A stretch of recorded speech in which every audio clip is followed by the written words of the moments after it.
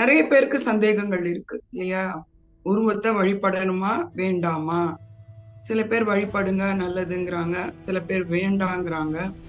மந்திரங்களும் அப்படிதான், சொல்லுங்கன்றாங்க இல்ல வேண்டாங்கிறாங்க. கடவுள் ஒரு கற்பக விருட்சம் அப்படின்னா நீங்க கேட்டதெல்லாம் கொடுக்கணும். கொடுத்தாருன்னா இன்னும் கொஞ்சம் நல்லா பாராட்டுவீங்க, போற்றுவீங்க. அவர் ஒரு கற்பக விருட்சமா நம்ம கண்களுக்கு தெரிகிறாரு. யார் யார்கிட்டயோ கேட்கிறோம், கடவுள்கிட்ட கேட்டா நடந்துரும், ஏன்னா அவர் சக்தி வாய்ந்தவர் அப்படிங்கிற ஒரு எண்ணம்.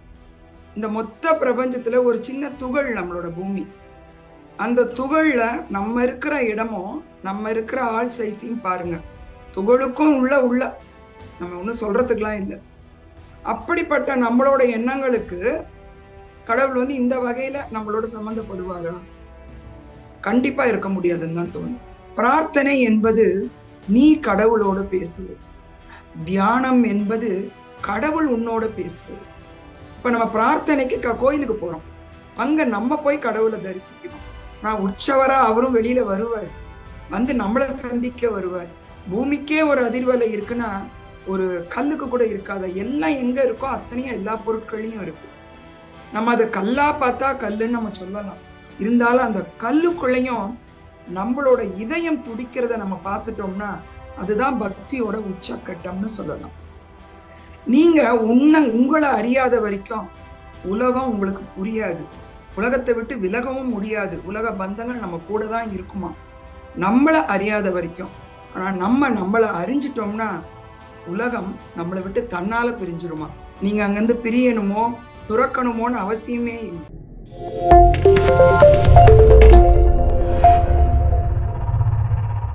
பிஎஸ்எஸ்எம் யூரோப்புக்கு மிக்க நன்றி.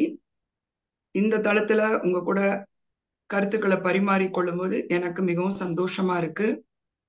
இன்றைக்கு எடுத்திருக்க தலைப்பு உருவ வழிபாட்டின் சூட்சுமம். நிறைய பேருக்கு சந்தேகங்கள் இருக்கு இல்லையா? உருவத்தை வழிபடணுமா வேண்டாமா? சில பேர் வழிபடுங்க நல்லதுங்கிறாங்க, சில பேர் வேண்டாங்கிறாங்க. மந்திரங்களும் அப்படிதான், சொல்லுங்கன்றாங்க இல்ல வேண்டாங்கிறாங்க. இது என்னை பொறுத்த வரைக்கும் அவங்கவுங்க நிலையை பொறுத்ததுதான். இது யாரும் ஒரு நிலைதான் அப்படின்னு நம்ம சொல்ல முடியாது. இதுக்கு முன்னாடி இந்த உருவ வழிபாடு அப்படின்னா முதல்ல என்ன? எந்த உருவத்தை நம்ம வழிபடுறோம்? கடவுளை தான் வழிபடுறோம் முக்கியமா, இல்லையா? இந்த அரசியல் வழிபாட சொல்லணும், கடவுளைத்தான் நம்ம உருவ வழிபாடு அப்படிங்கிறோம். அப்படின்னா கடவுளை நம்ம எப்படி புரிஞ்சு வச்சிருக்கோம், அதை பொறுத்து நம்ம அந்த உருவ வழிபாடு சரியா தவறான நம்ம யோசிக்கணும். இப்ப கடவுள் அப்படின்னா இங்க உள்ள ஒரு பெரும்பாலானவருக்கு என்ன மாதிரி எண்ணங்கள் இருக்கு அப்படின்னா, முதல்ல கடவுளுங்கிறவரு நம்ம பிரச்சனையெல்லாம் தாங்கக்கூடிய ஒரு சுமை தாங்கி, நம்ம எவ்வளவு பிரச்சனை சொன்னாலும் அதை அவர் கேட்டுக்கொள்வார். இதே நீங்க வேற யார்கிட்டயாவது சொன்னா கொஞ்ச நேரம் கேட்பாங்க, இல்லைன்னா வேற வேலை இருக்குன்னு போயிருப்பாங்க. கடவுள் அப்படி போக மாட்டார் இல்லையா? நீங்க சொல்றது எல்லாத்தையும் வாங்கிக்கிறாரு காதுல. அப்ப அவர் ஒரு சுமை தாங்கி மாதிரி உங்களுக்கு இருக்காரு. இன்னொரு விஷயத்துல கடவுள் ஒரு கற்பக விருட்சம் அப்படின்னா நீங்க கேட்டதெல்லாம் கொடுக்கணும். கொடுத்தாருன்னா இன்னும் கொஞ்சம் நல்லா பாராட்டுவீங்க, போற்றுவீங்க. அவர் ஒரு கற்பக விருட்சமா நம்ம கண்களுக்கு தெரிகிறாரு. யார் யார்கிட்டயோ கேட்கிறோம், கடவுள்கிட்ட கேட்டா நடந்துரும், ஏன்னா அவர் சக்தி வாய்ந்தவர் அப்படிங்கிற ஒரு எண்ணம். இன்னொரு வகையில பார்த்தோம்னா ஒரு வியாபாரி. கடவுளை நம்ம தான் வியாபாரி ஆக்கியிருக்கோம். வியாபாரம்னா என்ன? ஒரு பொருளை கொடுத்தா ஒரு பொருளை திருப்பி வாங்கிக்கலாம். நம்ம கடவுளுக்கு அப்படிதானே சொல்றோம், நான் இந்த விஷயம்லாம் உங்களுக்கு தரேன், அது பணமா இருக்கலாம், இல்ல உங்களோட உடல் இதுவா இருக்கலாம். நான் இந்த மாதிரி வாயில இது அழகு குத்திக்கிறேன், இல்ல காலில் நான் முள்ளு செருப்பு போட்டுக்கிறேன், இல்லைன்னா அப்படியே அங்க பிரதர்ஷனம் பண்றேன், என் உடலால நான் ஏதோ ஒரு விஷயத்த பண்றேன், இல்ல பணம் கொடுக்குறேன், இல்லைன்னா அங்க போய் கூட்டி போயிருக்கிறேன், ஏதோ ஒண்ணு செய்யறேன். ஆனா அதை சும்மா செய்யறோமா? கண்டிப்பா நீங்க இதை எனக்கு கொடுக்கணும், இதுக்காக இத்தனை நாள் நான் விரதம் இருக்கேன் அப்படின்னு ஒரு விஷயத்த கொடுத்து ஒரு விஷயத்த வாங்க பாக்குறோம். அப்ப கடவுளை நம்ம ஒரு வியாபாரியா வச்சிருக்கோம். இன்னொரு விஷயம் பாத்தீங்கன்னா, கடவுளை பார்த்தா நம்ம பயப்படுவோம். ஏன்னா தவறு பண்ணா சின்னதுல இருந்து பழக்கப்படுத்திருக்காங்க இல்லையா? கடவுள் கண்ணை குத்திடுவாரு, கடவுள் உன்னை தண்டிச்சிருவாரு. இதற்காக ஒரு பயம் கலந்த ஒரு பக்தி. கடவுள் இந்த மாதிரி விஷயங்களுக்குள்ள அடங்கினவரா? இதை நம்ம புரிஞ்சுக்கிட்டோம்னா உருவ வழிபாடு வேணுமா வேண்டாமான்னு முடிவு பண்ணணும். கடவுள் இந்த ஒரு விஷயத்துல அடங்குறவரா இருந்தா இந்த மொத்த பிரபஞ்சத்துல ஒரு சின்ன துகள் நம்மளோட பூமி. அந்த துகள்ல நம்ம இருக்கிற இடமும் நம்ம இருக்கிற ஆள் சைஸையும் பாருங்க. துகளுக்கும் உள்ள உள்ள நம்ம ஒண்ணும் சொல்றதுக்கெல்லாம் இல்லை. அப்படிப்பட்ட நம்மளோட எண்ணங்களுக்கு கடவுள் வந்து இந்த வகையில நம்மளோட சம்மந்தப்படுவாரா?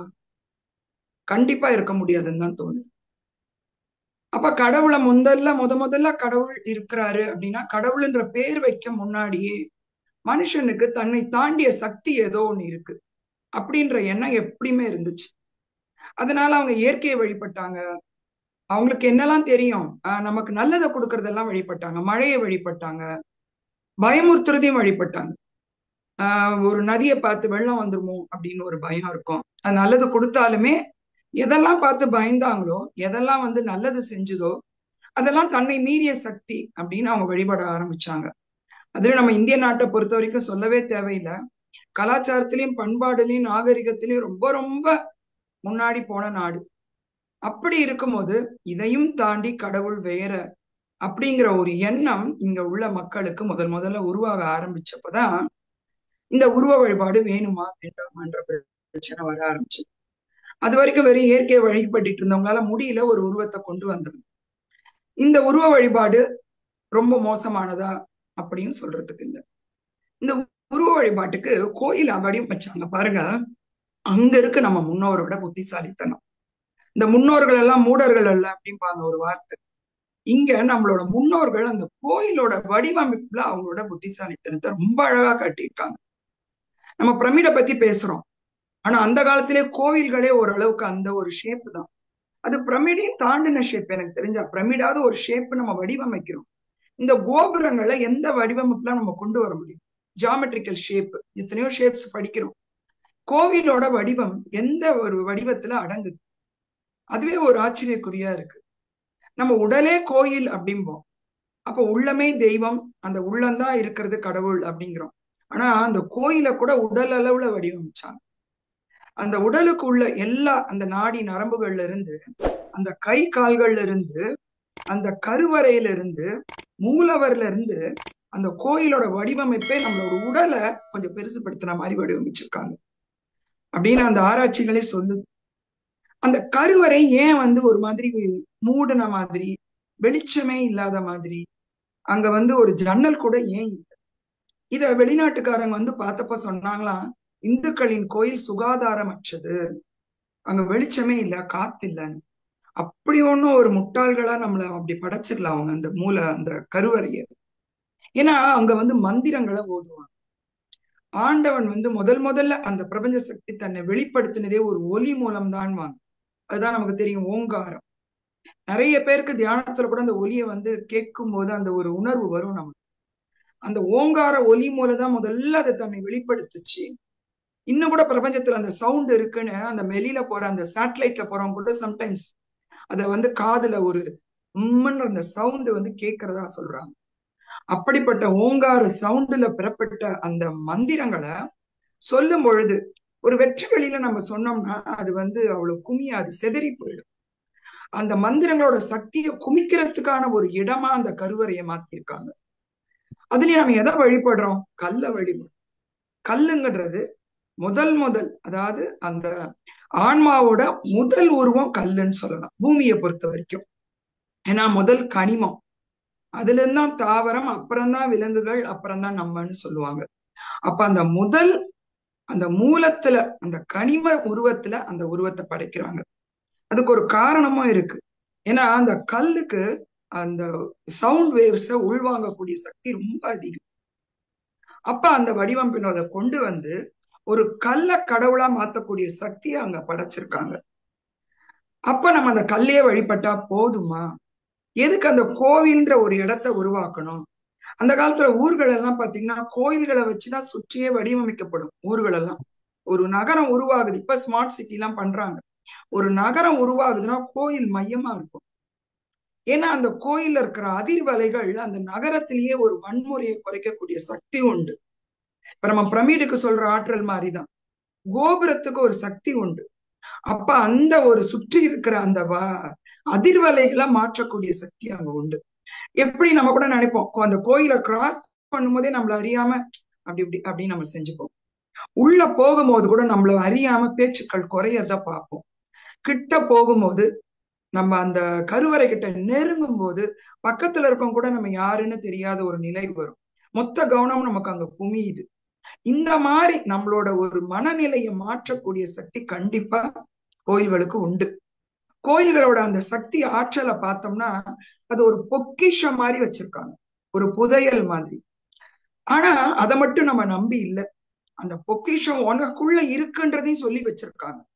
நீ உனக்குள்ள இருக்கிறத அறியறதுக்கு ஒரு சின்ன ஒரு டெஃபனிஷன், ஒரு என்ன சொல்றான், ஒரு கணக்குல ஒரு விடை கண்டுபிடிக்கிறதுக்காக ஒரு சூத்திரம் பண்ணுவாங்க இல்லையா, அந்த ஒரு வாய்ப்பாடு மாதிரி ஒரு இதை வச்சு நமக்கு கடவுளுக்கு ஒரு வழி காட்டுறதுக்காக அந்த கோயிலை படைச்சிருக்காங்க.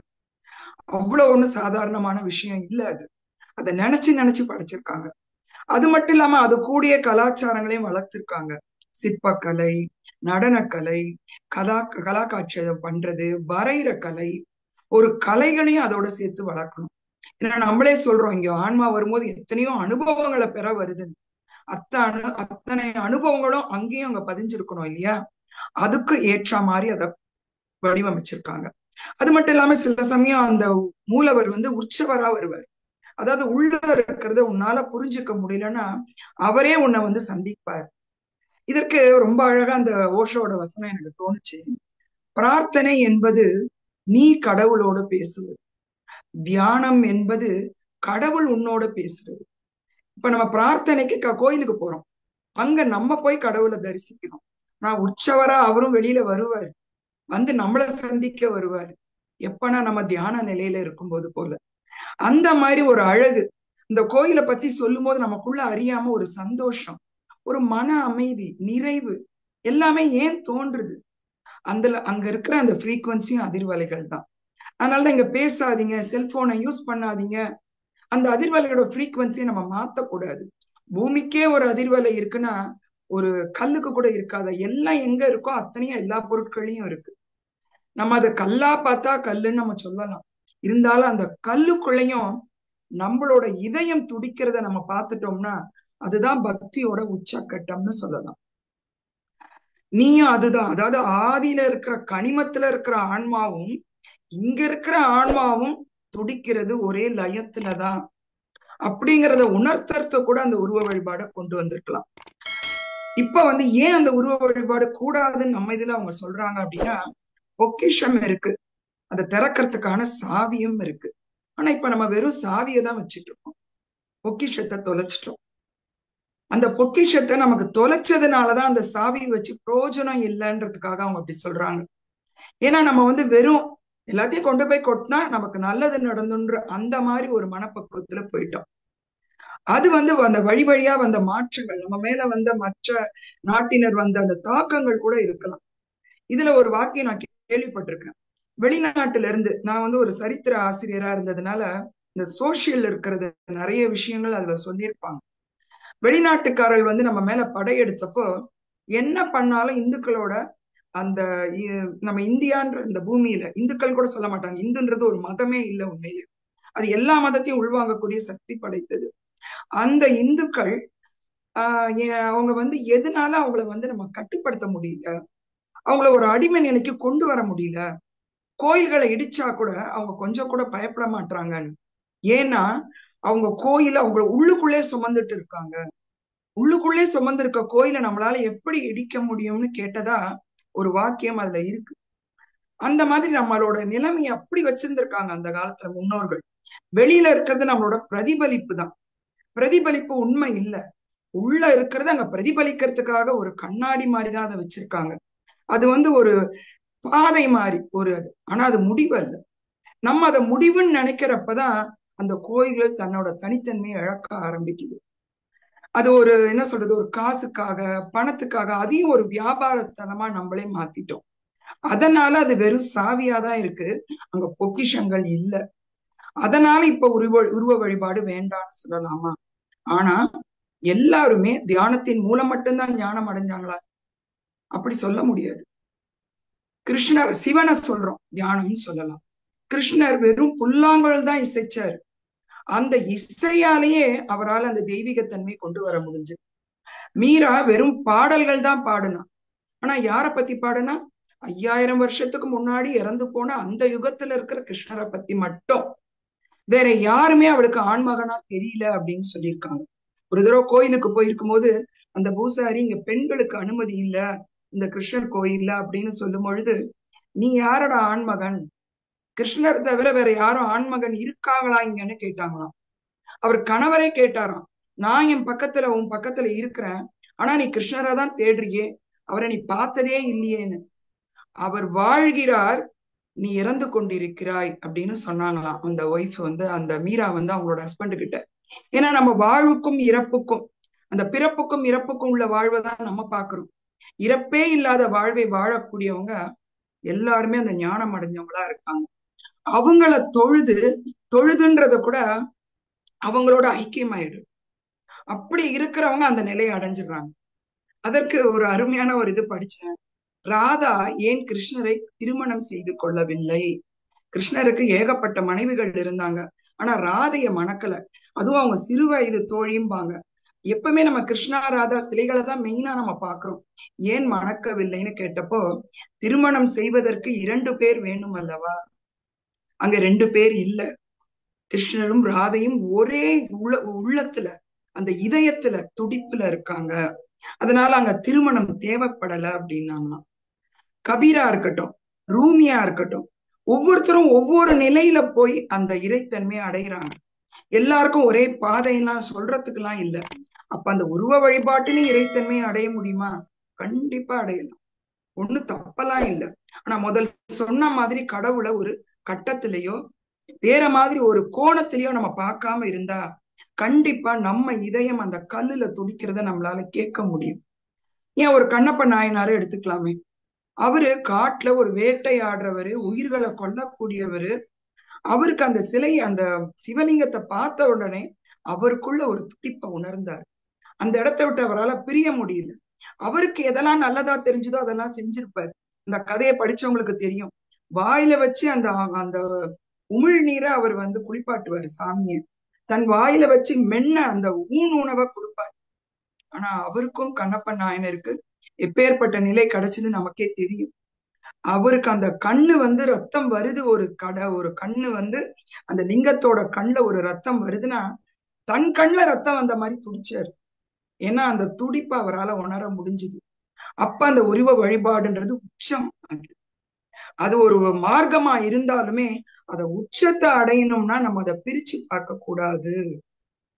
நீங்க உங்களை அறியாத வரைக்கும் உலகம் உங்களுக்கு புரியாது, உலகத்தை விட்டு விலகவும் முடியாது, உலக பந்தங்கள் நம்ம கூட தான் இருக்குமா நம்மள அறியாத வரைக்கும். ஆனா நம்மளை அறிஞ்சிட்டோம்னா உலகம் நம்மளை விட்டு தன்னால பிரிஞ்சிருமா. நீங்க அங்கிருந்து பிரியணுமோ துறக்கணுமோன்னு அவசியமே இல்லை. நீங்க உங்களை உணர்றது எப்படி? அந்த உணர்றதை புரிஞ்சுக்கிறதுக்காக தான் இந்த மாதிரி வழிமுறைகளை அந்த காலத்துல படைச்சிருக்காங்க. நம்ம வந்து வழிமுறைகளை விட்டுட்டோம். அந்த என்ன சொல்லுவாங்க இல்லையா, விரலை புடிச்சுக்கிறோம், நிலாவை பார்க்க மாட்டேங்கிறோம். இதுதான் நிலான்னு ஒரு விரல் காட்டுதுன்னா நம்ம நிலவை பார்க்காம விரலையே பிடிச்சுக்கிட்டு என்னை கை நடத்துனா என்ன அர்த்தம்? அப்ப நம்ம அந்த உருவ வழிபாட சூட்சுமத்தை நம்மளால புரிஞ்சு கொள்ள முடியாது. அது உருவ வழிபாடாதான் இருக்கணும்னு இல்லை. அதுக்குதான் இத்தனை பேர் நான் சொன்னேன். யார் யாரோ எப்படி எப்படியோ எந்தெந்த நாடுகள்ல பிறந்தவங்க கூட, வேற வேற மொழி பேசுறவங்க கூட தங்களுக்குள்ள உள்ள அந்த துடிப்பை, அந்த லயத்தை சுற்றி உள்ள எல்லாத்திலையும் காணும் போது அவங்க அந்த இறைத்தன்மை பெற்றுடுறாங்க. அப்ப அந்த இறைத்தன்மைன்றது எப்படிப்பட்ட இறைத்தன்மையா இருக்கணும்?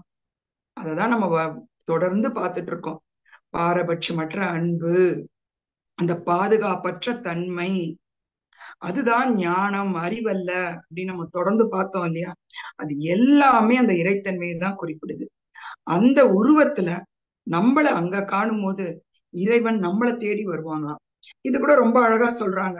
கடவுளை நம்ம தேடி போறது இல்லையா, கடவுள் நம்மளை தேடி வந்தாதான் நமக்குள்ள அந்த உணர்வே தோன்றும். நம்ம இவரை பத்தி படிச்சிருப்போம் இல்லையா, வால்மீகி எழுதின அந்த ராமாயணம். வால்மீகி வந்து மிகப்பெரிய கொள்ளைக்காரர். அவர் வந்து ஒரு கொள்ளைக்காரர் மட்டும் இல்ல, கொலைகாரரும் கூடன்னு சொல்லுவாங்க. அவருக்கு கிடைச்ச ஒரே ஒரு ஒரு மந்திரம் ராம ராம ராம. இது ஒரு சின்ன ஒரு வரிசை மாறினப்ப அந்த மரான்றது மாறிச்சு. அவருக்கு ராமன்றது மரான்னு மாறினப்போ தன்னோட ஞான நிலையை அடைஞ்சாரு. மந்திரங்களாலையும் அடைய முடியுமா? மந்திரங்களால அடையலாம். ஆனா மந்திரங்களுக்கு உச்சரிக்கிற முறை நிறைய இருக்கு. அதனாலதான் காலங்காலமா மந்திரங்களை எழுதி வைக்க மாட்டாங்களாம். ஏன்னா எழுதி வச்சுட்டா அந்த மந்திரத்தை ஒவ்வொருத்தரும் ஒவ்வொரு மாதிரி உச்சரிக்க ஆரம்பிச்சுக்குவாங்க. அப்ப அந்த மந்திரத்தோட பலன் அங்க போகாது. மந்திரம்னா வெறும் பலன் இல்லை, அது ஒலி மட்டும்தான், வெறும் ஒலிதான். அந்த ஒலியை எப்படி உச்சரிக்கணும், அந்த ஒலியோட ஃப்ரீக்குவன்சி எப்படி இங்க இருக்கிற ஒலியோட ஃப்ரீக்குவன்சியோட அலைன் ஆச்சுன்னா அப்ப அந்த ஒலி மூலமா கூட நம்மளால இறைத்தன்மையை அடைய முடியும். அப்ப நம்ம உருவ வழிபாடு தவறா தவறு இல்லையா அப்படிங்கிறது நம்ம பாக்குற கண்ணோட்டத்துலதான் இருக்கு. உருவ வழிபாடு நம்ம கரெக்டான முறையில பார்த்தோம்னா கோயில் போல ஒரு கடவுள் தன்மை வெளிப்படுத்தக்கூடிய இடமே இல்லை. ஆனா கடவுளை நம்ம வேற மாதிரி பார்த்தோம்னா அது வெறும் பொக்கிஷம் இல்லாத வெறும் சாவியாத்தான் இருக்கும். அப்படி நம்ம பார்த்தோம்னா கோயிலுக்கு போக வேண்டிய அவசியம் இல்லை. அததான் நம்ம பத்ரிஜி என்ன சொல்லிட்டாரு, நீ அங்க போய் இந்த சூட்சுமத்தை புரிஞ்சுக்கிறதுக்கு எத்தனையோ விவரமா சொன்னாலும் உனக்கு புரிஞ்சு கொள்ள முடியாது, அது உணரத்தான் முடியும். அதுக்குதான் எளிதா உள்ள இருக்கிறத நீ ஈஸியா பார்த்துடு.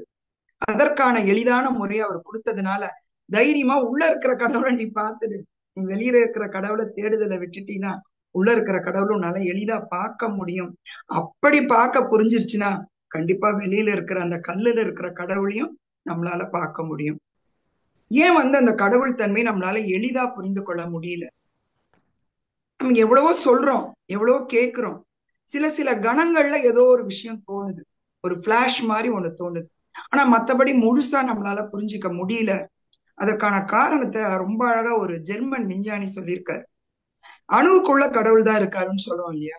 இந்த அணுவை ஆராய்ச்சி பண்ணி பார்த்தாலே அதுல உள்ள விஷயங்கள் நிலைச்சு இருக்கிறது. சில சமயம் அணுவுக்குள்ள உள்ள பொருள் அலைகளா இருக்கு, சில சமயம் மேட்டர்ன்னு சொல்லுவாங்க பொருளா இருக்கு, சில சமயம் அலைகளாவும் பொருளாவும் இருக்கு, சில சமயம் ஒண்ணுமே இல்லாத சூன்யமாவும் இருக்கு. இது ஒவ்வொரு அணுவுக்குள்ளயும் இருக்கிறதா ப்ரூவ் பண்ணியிருக்காங்க. அணுவுக்குள்ள உள்ள கடவுள் அப்படிதானா, கடவுள் தன்மையும் அப்படிதான் இருக்கு. கடவுள் தன்மை இப்படிதான் அப்படின்னா நம்மளால புடிச்சுக்க முடியும். சில சமயம் அலைகளா இருக்காரு, அதாவது ஒலிகளா நம்மள அறையிறாரு, சில சமயம் பொருட்களுக்குள்ளயும் இருக்காரு, சில சமயம் ரெண்டாம் மாதிரியும் வராரு, சில சமயம் ஒண்ணுமே இல்லாத தன்மைன்னு இருக்காரு. அதனாலதான் ஒவ்வொருத்தருக்கும் ஒவ்வொரு நிலையில அந்த கடவுளை புரிஞ்சுக்கிறாங்க. அவங்கக்குள்ள அது எந்த தன்மையில புரிஞ்சு கொள்ளப்படுதோ. புத்தர் மௌனத்துல புரிஞ்சுக்கிட்டாரு, ஆனா ரூமிய மௌனத்துல புரிஞ்சுக்கோங்கன்னா கண்டிப்பா முடியாது. ரெண்டு பேருமே ஞானத்தை அடைஞ்சாங்க. கபீர சத்தம் போடாம இருங்கன்னு சொன்னா அவர் உண்மையிலேயே இறந்துடுவாரு அப்படிம்பாங்க. அந்த பாடல்களை எழுதி பாடிக்கொண்டே இருந்தாதான் அவங்களால ஞானத்தை அடைய முடியுது. அப்ப அந்த ஒரு நிலையில இருக்கிறதுனாலதான் கடவுள் தன்மையை புரிந்து கொள்றது இன்னும் கொஞ்சம் நமக்கு கடினமா இருக்கு. அவரு நிலைச்சு இல்ல, இதுதான் அப்படின்னு நம்ம புடிச்சுக்கிறதுக்கு இல்ல. ஒவ்வொரு சமயம் ஒரு ஒரு மாதிரி. அது நம்ம டிஎன்ஏவும் அப்படிதான் இருக்கு. நம்ம டிஎன்ஏ ஆராய்ச்சிகள் நிறைய நடக்குது. அதை வச்சு நம்ம கடவுள் தன்மையை தொட்டுடலாம், டிஎன்ஏ மூலமா வியாதிகளை மாற்றிடலாம், நம்ம உயரமாவும் நிறமாவும் அழகாவும் மக்களை உருவாக்க முடியும், நம்மளே ஒரு ரோபோ மாதிரி உருவாக்கிடலாம் அப்படின்னா டிஎன்ஏ பத்தி ஆராய்ச்சிகள் வந்தது. ஆனா தொடர்ந்து ஆராய்ச்சியில என்ன ப்ரூவ் பண்ணாங்கன்னா, நீ இதுதான் அப்படின்னு டிஎன்ஏல ஒரு ஸ்ட்ராண்ட் எடுத்து வடிவமைச்சு இதுதான் அதுக்கானதுன்னு குறிப்பிட்டுட்டு அடுத்ததா ஆராய்ச்சி பண்ணி திருப்பியும் வர்றதுக்குள்ள அதுவே தன்னோட ஸ்ட்ராண்டை மாத்திக்கலாம். அப்ப அந்த டிஎன்ஏல நம்ம குறிப்பிட்டு இதுதான் அப்படின்னு டச் பண்ண முடியாததுனால்தான் டிஎன்ஏட ஆராய்ச்சி இன்னும் தொடர்ந்து கொண்டு இருக்கு. டிஎன்ஏ தொடும்போது சொன்னாங்க நாம் கடவுளை நெருங்கி விட்டோம்னு. கடவுளை நெருங்கினா எந்த நிலைமை அவருக்கு காட்டுறாரோன்னு தோணுச்சு. நீ அவரை போய் பிடித்து கொள்ளக்கூடிய ஒரு நிலையில அவர் இல்ல, நழுவி போகக்கூடிய நிலையில இருக்காரு. அதை விட புரிந்து கொள்ளக்கூடிய நிலையில தான் இருக்காரு. அவர் எந்த நிலையில இருந்தாலும் அவர் கடவுள் தன்மையில தான் இருக்காரு. நம்ம புரிஞ்சுக்கிட்டோம்னா நம்ம எந்த நிலையில இருக்கோமோ அந்த நிலையில அவரால் புரிஞ்சுக்க முடியும் அப்படிங்கிற ஒரு எண்ணம் இருந்தது.